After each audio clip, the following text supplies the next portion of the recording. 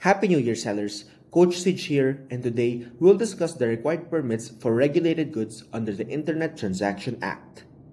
As mandated by law, to sell regulated items, you must submit the relevant permits and licenses to the platform before you're allowed to sell them online. The first regulated goods we'll discuss for today are those requiring PS and ICC sticker. Ang Philippine Standard Mark, or better known as PS, at Import Commodity Clearance Sticker or ICC ay assurance mula sa DTI Bureau of Philippine Standards that your items are of certified quality. Tandaan na items locally manufactured in the Philippines require a PS mark, while imported items will require an ICC sticker. Siguraduhin na sa pag-upload ng listings, isama ang PS ICC sticker para maiwasan ang possible listing sanctions.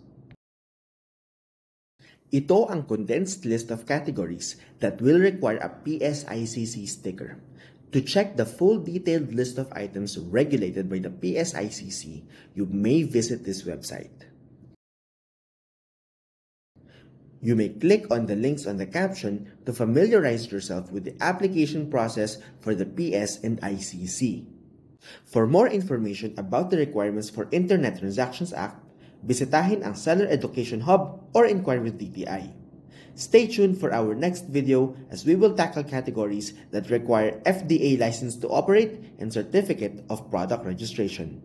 Maraming salamat po.